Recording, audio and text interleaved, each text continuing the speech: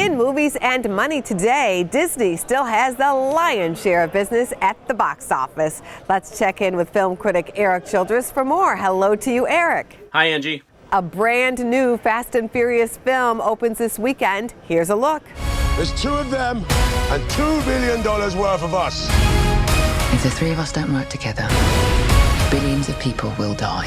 Erik, this is the first Fast and Furious without Vin Diesel in more than a decade. How will that ride with audiences? Well, that can only be a positive to my way of thinking, Angie. Though I am again hopeful that I will be surprised with Hobbs and Shaw, which is being brandished under the title of Fast and Furious Presents, and takes two of the series' recent combatants in Johnson and Jason Statham, and partnering them up against a superhero-like villain in Idris Elba. The film looks entirely ridiculous as one has come to expect from these films, but along with hopefully some playful chemistry between the pair and Statham bringing the kind of self-parody he brought to Spy with Melissa McCarthy, the director of the film, David Leitch, actually brings even more promise. Now, the last film in this series, The Fate of the Furious, was a worldwide success and is still the 17th highest grossing film of all time. Furious 7 is actually 8th all time. But Fate's gross was down from 7 domestically, and I think that has led people to underestimate just how well this film could do. If you believe the success of these movies is directly attributed to Vin Diesel, then you may actually be Vin Diesel. It will be an easy number one this weekend, and should be no worse than the third best August opening of all time. Hollywood just had a very strong month of July with Spider-Man, The Lion King, and a solid $41 million debut for the new Quentin Tarantino film, Once Upon a Time, over the weekend. Earlier, Erik, we were talking about a summer sequel slump. Is the industry still in panic mode over how the entire year is going? Well, there's always panic somewhere, Angie, but at this point it is mostly unfounded. Disney and Marvel are certainly helping to carry the load, as together they currently own the 6th highest grossing films of the year. 4 of them are already over $1 billion, and the other 2 will get there soon enough. Not to mention the biggest film of all time in Avengers Endgame.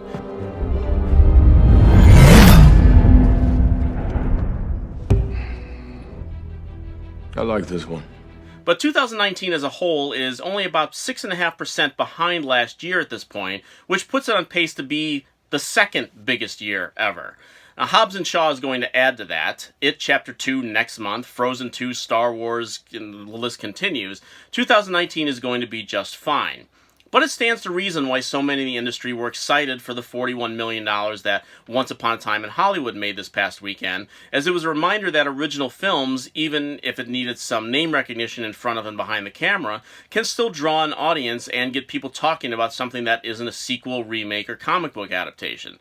And I will remind the adults out there that if they still want to see films made for them, that they need to get out and find Lulu Wang's The Farewell, which is getting a wider release this weekend. 东方人是把生命看作是集体的家庭。 It's a great film with real potential to be the all-too-rare financial success out of Sundance, but you need to get out there to support it. If you don't do your part, you cannot complain the next time Disney traces over one of their films that you already paid for 25 years ago. Well, we do have to talk about that Disney dominance at the box office. The Lion King officially crossed the $1 billion mark this week, and that's after less than 3 weeks in theaters. The stock is up more than 30% during the past year. Sadly, though, there is another film studio on the way out. That's right, Angie. STX Entertainment began releasing films in 2015, and there was some promise when they started with the release of the low-budget Blumhouse title The Gift with Jason Bateman, the horror film The Boy, and their breakout hit the following summer with Bad Moms. Unfortunately, that film turned into their peak, and it has been pretty much downhill ever since, with about 4 films losing money for every minor success. Their most recent success, The Upside, was one of this year's surprise hits, but that was a pickup from the defunct Weinstein Company. Now, one of their more expensive flops was already released this summer, the animated Ugly Dolls, which does not give much promise to Playmobil the movie. And they still have the Jennifer Lopez crime film Hustlers opening in September and premiering at the Toronto Film Festival. But if that film comes up limp, 2019 could be the end of a 5-year run for STX. Erik, our thanks to you as always. We will see you here next week. Thank you, Angie.